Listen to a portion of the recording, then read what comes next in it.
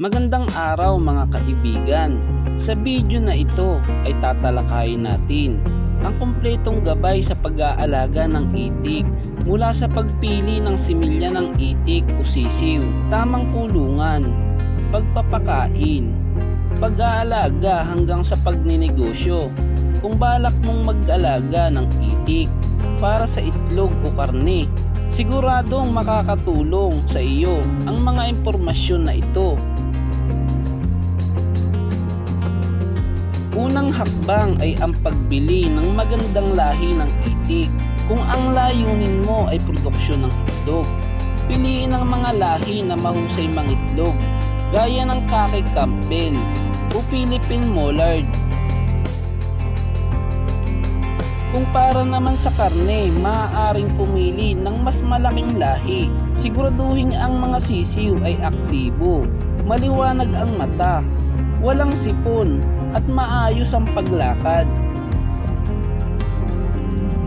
Kapag nakabili ka ng mga sisiw, ihanda agad ang kanilang brooder o pansamantalang kulungan sa unang linggo.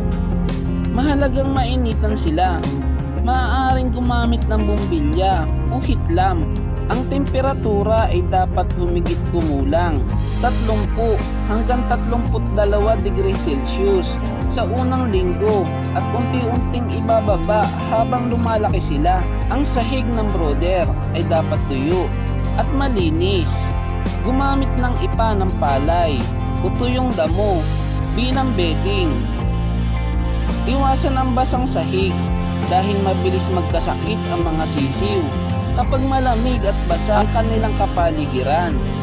Sa unang 3 araw, bigyan sila ng malinis na tubig na may bitamina kung inirekomenda ng veterinaryo. Ang starter feeds para sa itik, ang pangunahing pagkain nila. Siguraduhin laging may sapat na pagkain at tubig dahil mabilis lumaki ang mga ito kapag maayos ang pakain. Mula 1 linggo hanggang 3 linggo, mas magiging aktibo ang mga itik. Dito mahalaga ang tamang ventilasyon ng kulungan. Hindi dapat kulob dahil maaaring magdulot ito ng problema sa paghinga.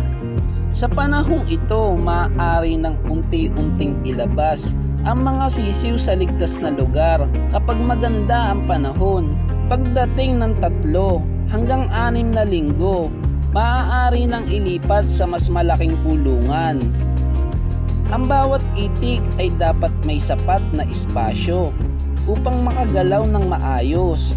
Kung masikip ang kulungan, mababagal ang paglaki nila at tataas ang posibilidad ng pagkasakit. Tungkol naman sa pagpapakain, hatiin natin ayon sa edad. Mula unang araw hanggang 3 linggo ay starter feeds. Mula naman 4 hanggang 8 linggo ay grower feeds. Kapag malapit na mangitlog o para sa produksyon ng itlog, layer feeds na may sapat na calcium ang ibibigay upang maging matibay ang balat ng itlog. Mahalaga ring may palaging malinis na tubig.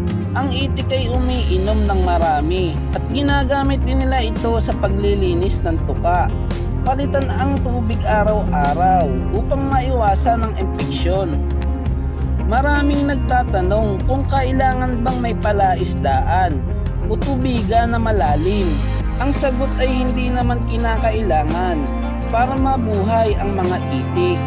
Ngunit malaking tulong kung may paliguan o maliit na pan dahil mas komportable sila at mas maganda ang kondisyon ng kanilang balahibo. Sa pagpapagawa naman ng kulungan, piliin ang lugar na hindi binabaha. Ang bubong ay dapat hindi tumutulo at may sapat na ventilasyon. Ang sahig ay maaaring lupa na may makapal na bedding o konkreto na madaling linisin. Maglagay din ng maayos na drainage upang hindi maipon ang tubig. Para sa mga alagang itik na mangingitlog, mahalagang maghanda ng pugad. Maaaring gumamit ng kahon o basket na may dayami. Karaniwang nangingitlog ang mga itik sa umaga, kaya mabuting kolektahin agad ang mga itlog upang manatiling malinis at maiwasang mabasag. Ang isang malusog na inahing itik ay maaaring mangitlog ng halos 200 itlog o higit pa sa loob ng isang taon. Depende sa lahi at kalidad ng pagkain. Mas mataas ang produksyon kapag sapat ang nutrisyon at maayos ang pag-aalaga. Pag-usapan naman natin ang mga karaniwang sakit. Ang una ay sipon at problema sa paghinga. Karaniwang sanhi nito ay malamig at kulob na kulungan. Ang pangalawa ay pagtatai na maaaring dulot ng maruming tubig o biglaang pagbabago ng pagkain. Pangatlo ay kakulangan sa bitamina na nagdudulot ng panghihina at hindi maayos na paglaki. Upang maiwasan ang sakit, panatilihing malinis ang kulungan. Palitan ng bedding kapag basa. Hugasan ang painuman at pakainan. At hiwalay agad ang mga may sakit na itik. Mainam din ang kumonsulta sa veterinaryo para sa tamang bakuna at gamot depende sa lugar ninyo. Kung magpaparami ka ng itik, pumili ng malulusog na breeder. Karaniwan isang barakong itik ang sapat para sa 5 hanggang 8 inahin. Ang mga fertilized egg ay maaaring ililim ng inahin o ilagay sa incubator. Sa incubator, panatilihin ang tamang temperatura at mahulumigmig. Ang itlog ng itik ay karaniwang napipisa sa loob ng 28 araw. Pagkapisa, ilipat agad ang mga sisiw sa mainit at malinis na brooder. Pagdating naman sa pagninegosyo, 2 pangunahing produksyon, itlog at karne, lalo na sa paggawaan ng balot at salt egg. Maraming negosyante ang bumibili ng maramihan, kaya magandang pagkakakitaan ito. Halimbawa, kung may 50 inahing itik at 80% ang produksyon, maaari kang makakuha ng 40 itlog bawat araw. Kung maibebenta mo ito, bawat itlog sa halagang 10 piso, aabot sa 400 piso. Kada araw, ang gross sale o humigit kumulang 12,000 piso sa isang buwan bago ibawas ang gastos.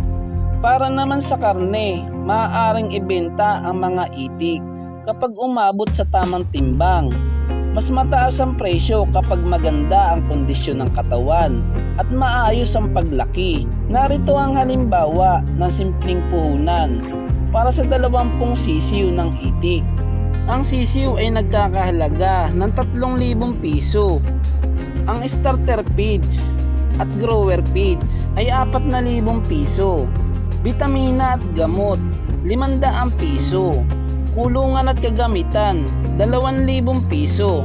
At iba pang gastusin, 500 piso.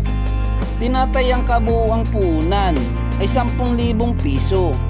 Maaaring bumaba o tumaas, depende sa presyo sa inyong lugar. Upang tumaas ang kita, magtanim ng kangkong, asola o iba pang halamang maaaring ipakain bilang pandagdag. Makakatulong ito upang mabawasan ang konsumo sa komersyal na feeds. Isa pang sekreto ng matagumpay na pag-aalaga ng itik ay ang regular na pagmamasid.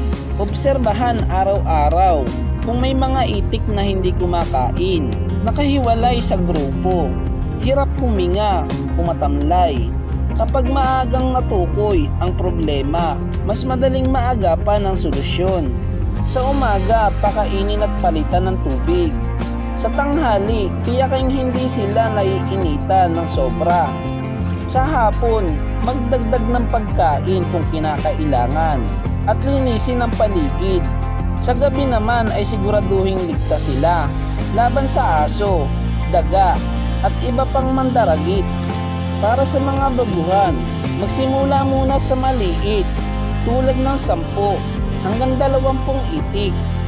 Kapag may karanasan na at alam na ang tamang sistema ng pagpapakain at pag-aalaga, saka unti-unting magdagdag ng alaga. Tandaan, ang matagumpay na pag-aalaga ng itik ay nakasalalay sa 4 na bagay.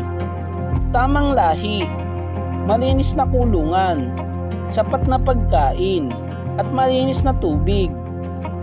Kapag napagsama-sama mo ang 4 na ito, malaki ang posibilidad na maging malusog ang iyong mga itik, maging tuloy-tuloy ang kita. At iyan ang ating kumpletong gabay sa pag-aalaga ng itik. Mula sisiw hanggang produksyon at pagninegosyo. Kung nakatulong ang video na ito, huwag kalimutang i-like, i-share, mag-comment at mag-subscribe sa ating YouTube channel para sa mas marami pang tips sa pag-aalaga ng hayop at pagkakakitaan sa bukid. Maraming salamat sa inyong panonood at naway maging matagumpay ang inyong pag-aalaga at maging ang inyong mga pagninegosyo.